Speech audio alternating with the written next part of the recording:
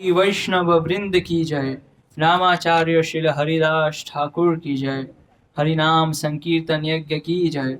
हरे कृष्ण महामंत्र की जय। मर्यादा पुरुषोत्तम भगवान श्री रामचंद्र की जय। श्री राम नवमी महामहोत्सव की जय। शिला प्रभुपाद की जय। निताय गौर प्रेमानंदे। हरि हरि बोल।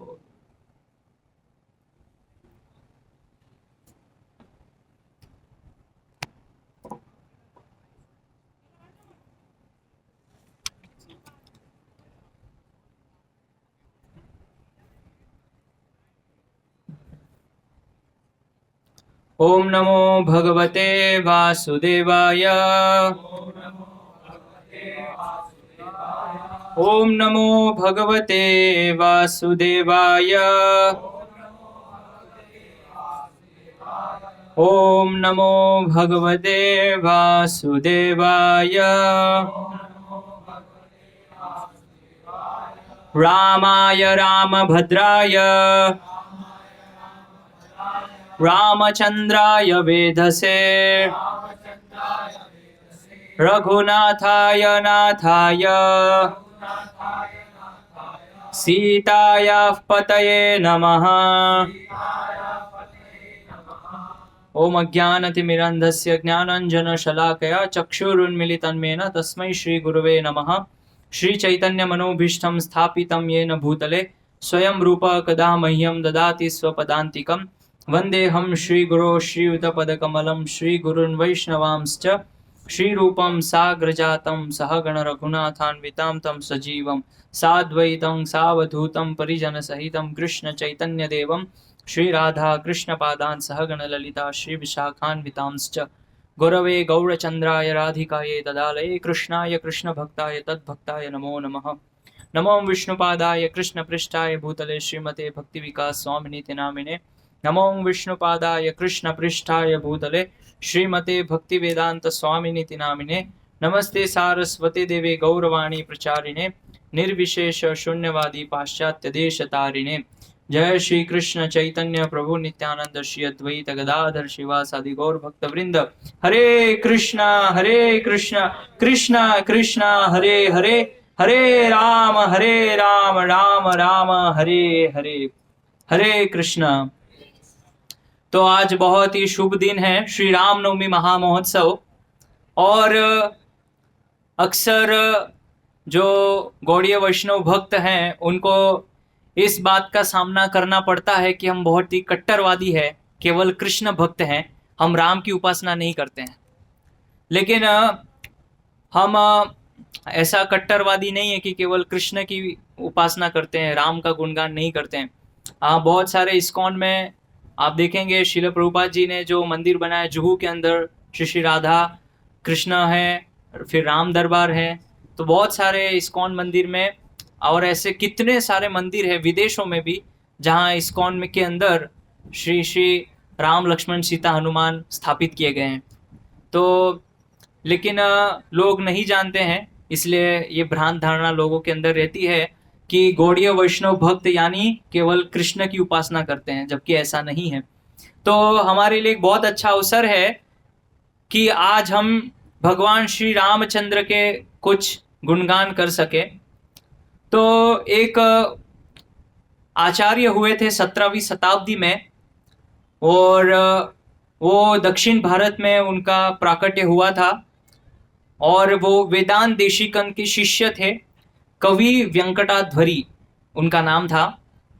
17वीं शताब्दी में लगभग उन्होंने एक ऐसे स्तोत्र की रचना की, और पूरे संसार में वो एक ही मात्र ऐसा स्तोत्र है जिसके अंदर राम के गुणगान के साथ साथ कृष्ण का गुणगान है। उसको उन्होंने नाम दिया था श्री राघव यादवियम स्तोत्रम, जिसके अंदर उन्होंने 30 श्लोकों की रचना की थी।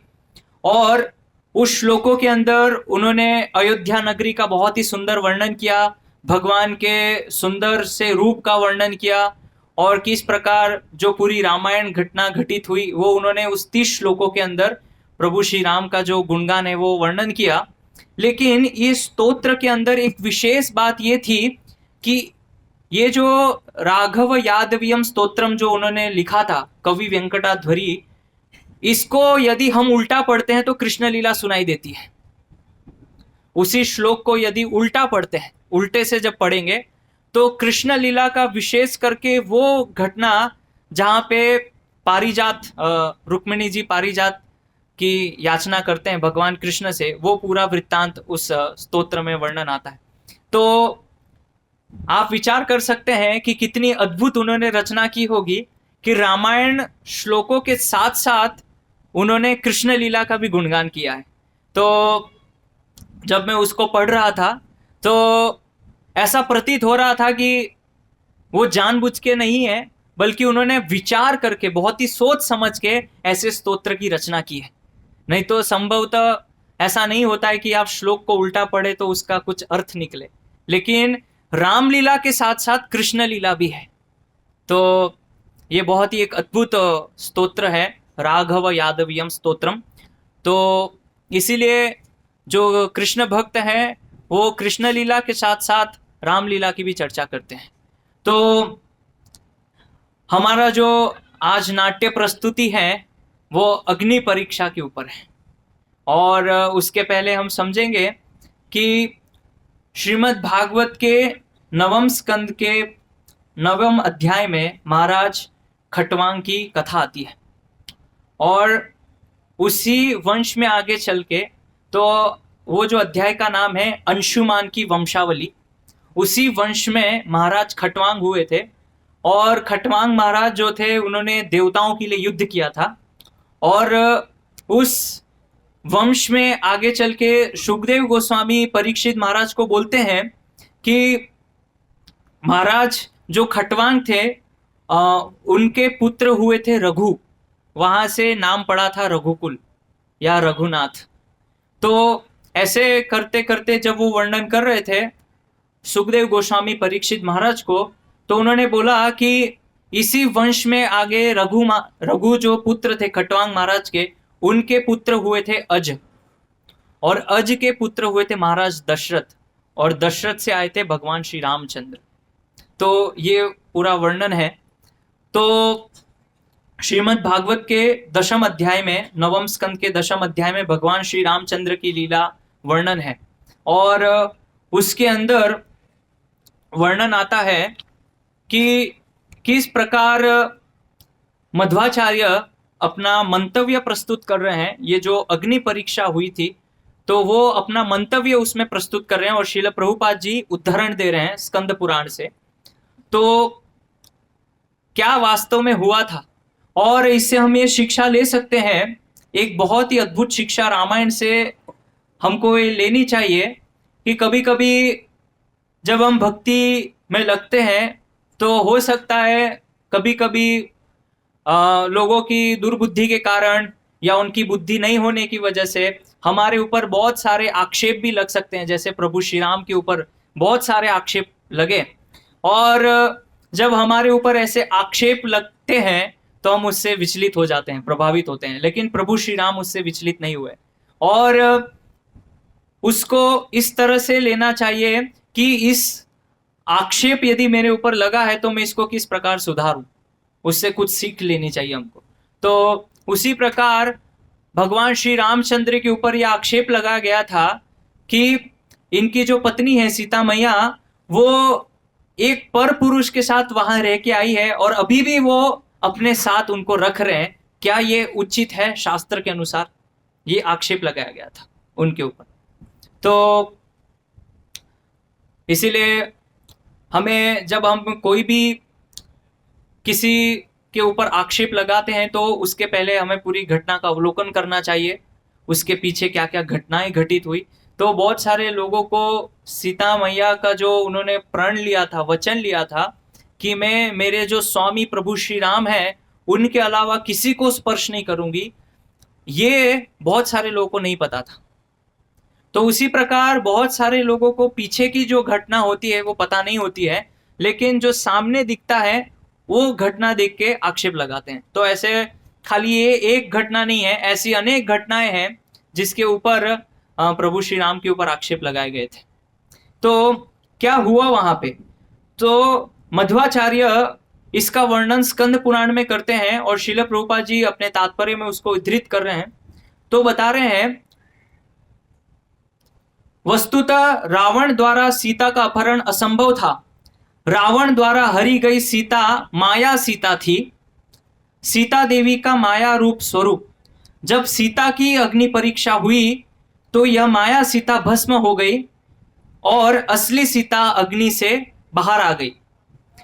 इस उदाहरण से एक और शिक्षा यह मिलती है कि इस जगत में कोई स्त्री कितनी ही बलवती क्यों न हो, उसको संरक्षण प्रदान किया ही जाना चाहिए, अन्यथा असुरक्षित होने पर उसे रावण जैसा राक्षस भगा ले जाएगा।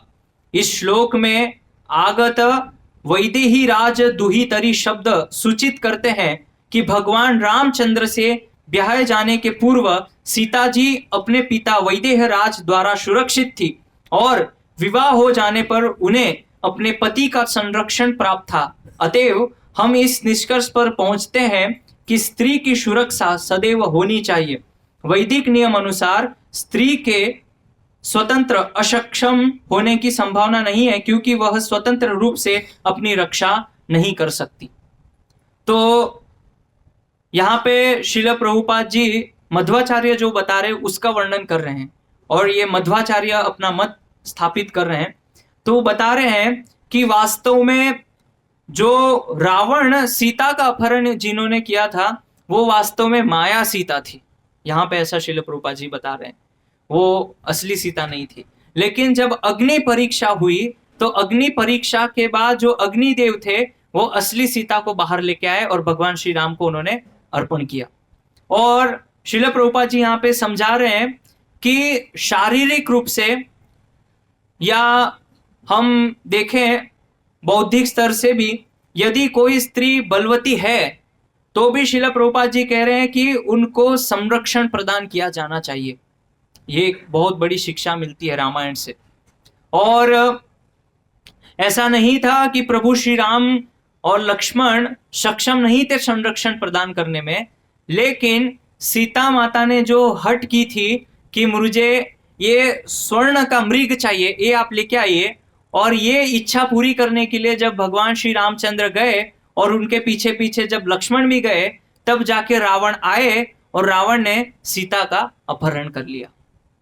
तो हम देखते हैं कि रावण जो है वो एक ब्राह्मण के वेश में आया था, ब्राह्मण का वेश बना के, और ब्राह्मण के वेश में वो भिक्षा मांगने गया। भवती भिक्षाम देही, इस प्रकार से उन्होंने मधुर वचनों से बोला कि मैं एक ब्राह्मण हूं और एक ब्राह्मण को भिक्षा देना एक माता का कर्तव्य है।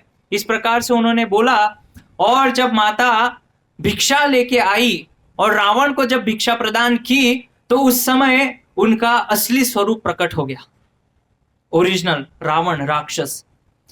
तो इससे एक शिक्षा ये भी मिलती है कि जब हम भक्त के संग में होते हैं तब हम ब्राह्मण जैसे साधु जैसे होते हैं, लेकिन जब कुछ घटना बनती है तो हम भी असुर जैसे हो जाते हैं, रावण जैसा वेश बना देते हैं।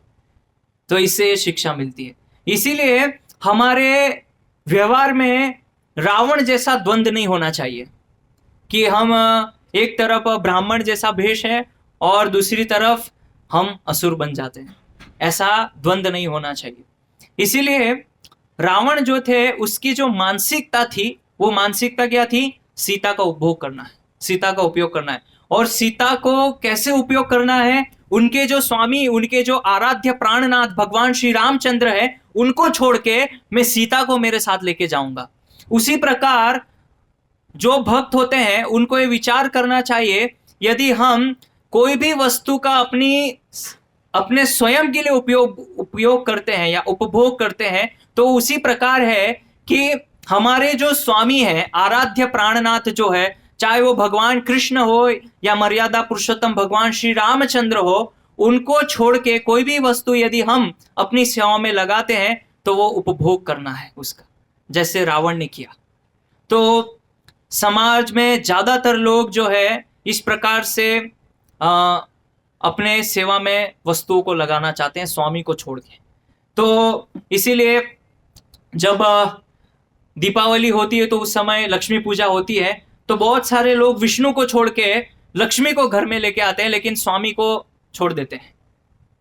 तो ये संभव नहीं है। क्या कभी ऐसे हो सकता है कि आप किसी के घर में गए हैं और उस घर में आपको आमंत्रण कार्ड देना है, पत्र देना है, लेकिन वहां पे उनके स्वामी नहीं है, तो ये अच्छा नहीं है कि हम वो जो स्त्री है, माता है, उनसे संपर्क करें और उनको बोले कि नहीं नहीं आप आए। हम चाहेंगे कि उनके स्वामी उनके साथ हो, तब वो उचित कहलाता है, वो धर्म है। उसी प्रकार धर्म यह है कि स्त्री हमेशा अपने स्वामी के साथ होती है, लेकिन यहां एक घटना ये हो गई कि थोड़े से समय के लिए उनके जो स्वामी थे वो थोड़ा सा दूर गए और ये घटना हो गई। तो जैसे श्रील प्रभुपाद जी यहां समझा रहे हैं कि किस प्रकार से वैदेही राज, यानी कि जो सीता मैया थी वो पहले अपने पिता के संरक्षण में थी, इसीलिए उनको नाम वैदेही राज बोला गया। और जब उनका विवाह किया गया तो वो प्रभु श्री राम के संरक्षण में थी। लेकिन जब प्रभु श्री राम वहां उपस्थित नहीं थे, उनके स्वामी जब वहां नहीं थे, उस समय क्या हुआ? तो उस समय ये हुआ कि रावण आए और रावण ने सीता को अपहरण करके ले गए। तो इसीलिए समाज में ऐसे बहुत सारे दुर्बुद्धि लोग होते हैं जो इस प्रकार से रावण जैसी मानसिकता को विकसित करते हैं, रावण जैसी बुद्धि को विकसित करते हैं, और समाज में एक बहुत बड़ी भ्रांत धारणा लोगों के अंदर है कि रावण बहुत अच्छे व्यक्ति थे, और रावण संहिता लोग पढ़ना चाहते हैं। रावण संहिता में क्या है? रावण जैसे गुण आएंगे। वास्तव में जो रावण संहिता है उसमें कोई गुणों की चर्चा नहीं है। रावण संहिता में अगर आप देखेंगे तो उसमें ज्यादातर ज्योतिष का वर्णन है, नक्षत्रों का वर्णन है। उसमें कोई रावण के गुणों की चर्चा नहीं हुई है। अलग अलग नक्षत्र किस प्रकार से कार्य करते हैं, अलग अलग जो ग्रह है वो किस प्रकार से कार्य करते हैं, वो सब रावण संहिता में दिया है। कोई उसमें अलग से ऐसे उनका बखान नहीं किया गया है, लेकिन फिर भी लोग पढ़ना चाहते हैं क्योंकि सुनने में अच्छा लगता है। रावण संहिता तो मतलब रावण ने कुछ श्लोकों की रचना की होगी, कुछ स्तोत्रों की रचना की होगी, इसलिए हमको पढ़ना चाहिए, अच्छी है रावण संहिता। ऐसा नहीं है। तो इसीलिए यहां पे बताया है कि जब नियम अनुसार यदि स्त्री को संरक्षण नहीं दिया जाता है, उनको संरक्षण प्रदान नहीं किया जाता है, तो इस प्रकार से समाज में स्थिति बनती है जैसे उस समय हुई थी। तो वहां पे क्या था? भगवान श्री रामचंद्र थे, लक्ष्मण जी थे और सीता मैया थी, और असुर थे बहुत सारे, वन में अलग अलग असुर थे, वो घूम रहे थे। तो उसी प्रकार से आज कलयुग में बहुत सारे अलग अलग असुर घूमते हैं, और हम देखते हैं कि किस प्रकार से ये असुर लोग, हम देखते हैं आए दिन घटना होती रहती है। बहुत सारे गैंग रेप हो गया है ना, 7-8 लोगों ने मिलके एक महिला के ऊपर रेप किया। तो ये सब रावण की मानसिकता वाले लोग हैं। तो इसीलिए हम राम राज्य स्थापित करना चाहते हैं, लेकिन राम ने किस प्रकार से धर्म को स्थापित किया, राम ने किस प्रकार से अपने जीवन में धर्म का पालन किया, वो शिक्षा हम नहीं लेना चाहते हैं। लेकिन हम राम राज्य स्थापित करना चाहते हैं। कैसे? रावण संहिता पढ़ के। रावण संहिता पढ़ के कैसे राम राज्य आएगा? संभव ही नहीं है। तो इसीलिए रामचंद्र के विचारधारा क्या है, रामचंद्र कितने धर्म में निष्ठ है, उनका कर्तव्य निष्ठ कितना है, ये हमको भगवान श्री रामचंद्र से सीखना चाहिए। लेकिन हम ये नहीं सीखते हैं उनसे। और रावण, वास्तव में रावण इतना बलशाली नहीं था। तो एक बार वर्णन आता है शास्त्रों में कि रावण जो थे वो बलि महाराज से मिलने गए पाताल लोक में, और वहां पे बलि महाराज से भेंट हुई, और बलि महाराज ने बोला कि आप अपने आप को इतना बलशाली समझते हैं तो ये पर्वत है, इसको उठाइए आप।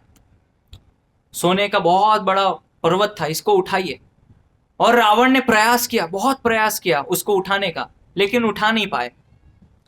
तो रावण बोले कि मैं नहीं उठा सकता। तो बलि महाराज बोले कि आप ही की तरह एक और व्यक्ति हुए थे, हिरण्यकशिपु, वो भी ऐसी ही विचारधारा रखते थे, और ये हिरण्यकशिपु का मात्र एक कान का कुंडल है, इतना बड़ा पहाड़, और वो आप हिला नहीं पा रहे। तो इतना बल नहीं था रावण के अंदर, लेकिन फिर भी किस प्रकार ऐसा हुआ कि भगवान श्री रामचंद्र, जो कि वन में अकेले अपने भाई के साथ, लक्ष्मण के साथ 14,000 सैनिकों का वध कर रहे हैं अकेले, और उस दशा में रावण सीता माता को अपहरण करके ले गया। कैसे? रावण यदि इतना बलशाली था तो बलि महाराज ने जो पर्वत दिखाया वो उठा सकता था, क्यों नहीं उठाया? तो क्या वहां पे कारण था? कारण ये था कि भगवान श्री रामचंद्र वहां उपस्थित नहीं थे। नहीं तो संभव था भगवान श्री रामचंद्र के लिए उसी समय वो रावण का वध कर देते, कोई बड़ी चीज नहीं थी। लेकिन चूंकि जैसे मैंने बताया कि सीता मैया ने जो है वो भगवान श्री रामचंद्र से आग्रह किया कि आप कृपया करके ये स्वर्ण मृग जो है आप मुझे लेके आइए। उसी प्रकार हमको एक शिक्षा मिलती है कि ये जो स्वर्ण मृग है ये माया की तरह कार्य करती है हमारे जीवन में, और जब हम भक्ति में आते हैं तो ऐसे बहुत सारे सोने जैसे हिरण हमारे सामने आते रहते हैं जो कि माया के प्रलोभन समान है। और जब हम उस हिरण के पीछे भागते हैं, जैसे हिरण भाग रहा था और भगवान श्री रामचंद्र पीछे पीछे जा रहे थे, उसी प्रकार ये जो माया के प्रलोभन जो कि एक स्वर्ण मृग के समान है, उसके पीछे पीछे जब हम दौड़ते हैं हमको कितना दूर भगवान कृष्ण से लेके जाते हैं। और जब हम भक्ति से एकदम दूर चले जाते हैं तो फिर क्या होता है? माया हमारा पतन करा देती है। ऐसे भगवान श्री रामचंद्र बहुत दूर चले गए सीता मैया से, और ऐसी अवस्था आ गई कि अब आप करुणावश हृदय से भक्तों को पुकार रहे हैं, है ना, भक्तों की याचना कर रहे हैं कि कोई मुझे बचाए, लेकिन आप इतना दूर जा चुके हैं कि भक्तों को आवाज नहीं सुनाई दे रही है कि अभी मैं संकट में हूं, है ना, माया में हूं। तो उसी प्रकार बहुत सारे स्वर्ण मृग की तरह हमारे जीवन में ऐसे प्रलोभन आते हैं जो हमको भक्ति से बहुत दूर लेके जाते हैं। जैसे नाम, पद, प्रतिष्ठा, हमारा सम्मान, हमारा यश, कीर्ति, ऐश्वर्य, धन, ये सब हमको बहुत दूर ले जाते हैं भक्ति से। इसीलिए हमको पहचानना पड़ेगा कि कहीं ये मारीच की तरह कोई स्वर्ण मृग तो नहीं है जो मेरी भक्ति में आके मुझे दूर लेके जाने का प्रयास कर रहा है, ये पहचानना पड़ेगा। अगर वहां तो देखिए लक्ष्मण और भगवान श्री रामचंद्र थे, दोनों वहां उपस्थित थे, लेकिन हमारे जीवन में कौन है जो हमको बचा सकते हैं? तो भगवान और भगवान के भक्त हैं, वो हमको इस चीज से बचा सकते हैं। श्रील प्रभुपाद जी बचा सकते हैं। तो इसीलिए इससे ये साबित होता है कि हम जैसे सीता मैया जो है वो स्वर्ण मृग से प्रलोभित हो गए, और उन्होंने क्या बोला भगवान श्री रामचंद्र से कि आप ये स्वर्ण मृग लेके आइए और इसको हम अयोध्या में लेके जाएंगे और अयोध्या की शोभा बढ़ाएंगे और हमारी अयोध्या नगरी बहुत सुंदर दिखेगी। उसी प्रकार हमारे मन में भी ऐसा विचार आता है कि हम एक काम करते हैं, हमारे घर को इतना अच्छा सुंदर बनाएंगे, इतना अच्छा पेंटिंग करेंगे कि बहुत सुंदर दिखेगा और भक्त आएंगे तो अच्छी सेवा होगी। या हम इतनी अच्छी सुंदर सी गाड़ी लेते हैं, भक्त उसमें बैठेंगे तो हमारी गाड़ी की शोभा बढ़ेगी, है ना। अभी भक्त बैठेंगे साल में एक बार, भक्त आएंगे घर में साल में एक बार, लेकिन हमको ऐसा लगता है कि हमारी शोभा बढ़ जाएगी घर में अगर वैष्णव आएंगे। तो कब आएंगे? प्रतिदिन तो नहीं आएंगे। और कभी कभी भक्त ऐसा सोचते हैं कि भगवान को मेरी गाड़ी में विहार कराने ले जाएंगे, तो कब होगा? साल में एक बार होगा। तो उसी प्रकार सीता मैया जो विचार रख रहे थे, है ना, कि अयोध्या नगरी में ये हिरण को लेके जाएंगे और हमारी अयोध्या नगरी की शोभा बढ़ेगी। ऐसे ही जब हम लोग मार्केट में जाते हैं, है ना, आप सभी लोग गृहस्थ है, सब मार्केट में जाते हैं, तो अलग अलग आपके पास बहुत सारे संसाधन है ये स्वर्ण मृग की तरह। हाँ, इसको लेके जाएंगे तो घर की शोभा बढ़ेगी, ये खरीद लेंगे तो ये घर की शोभा बढ़ जाएगी, इसको ले लूंगा तो मेरा घर और सुंदर दिखेगा। ऐसे करते करते हम इन्वेस्टमेंट करते हैं, चीजें खरीदते हैं, और फिर क्या होता है? हम भक्ति से बहुत दूर चले जाते हैं। जिस लक्ष्मी को हमें भगवान श्री रामचंद्र की सेवा में लगाना चाहिए। उस लक्ष्मी को हम किसी भी न प्रकारेण हमारे या तो घर में इन्वेस्ट करते हैं या हमारे स्वयं के लिए उसको इन्वेस्ट करते हैं, लेकिन वो चीज़ भगवान श्री रामचंद्र की सेवा में उपयोग होना चाहिए। तो ये शिक्षा मिलती है। और दूसरी एक और शिक्षा मिलती है कि किस प्रकार से लक्ष्मण जो थे उनका आप आचरण देखिए। लक्ष्मण जी जो है वो अभी वहां पे ऐसी विकट परिस्थिति थी, धर्म संकट था, और लक्ष्मण नहीं चाह रहे थे कि मेरी जो भाभी है उनको मैं छोड़ के जाऊं अकेला इस प्रकार से, क्योंकि अगर मैं चला जाऊंगा तो इनको संरक्षण कौन देगा।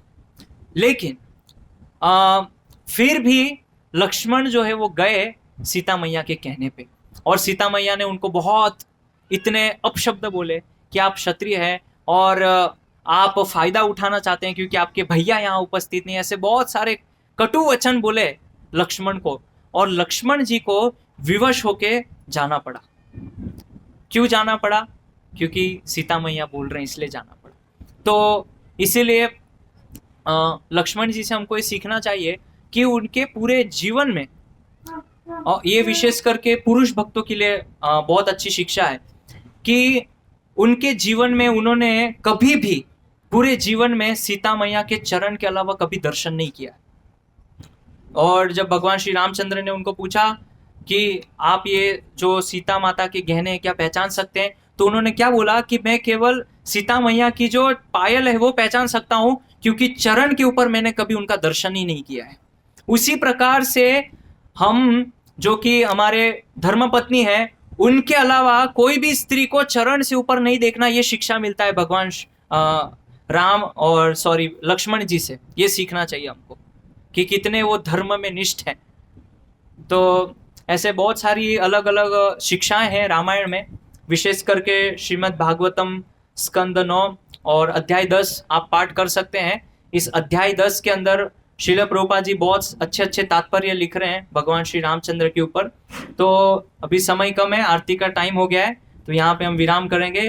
भगवान श्री रामचंद्र की जय, श्रील प्रभुपाद की जय, श्री राम नवमी महामहोत्सव की, निताय गौर प्रेमानंदे, हरि हरि बोल।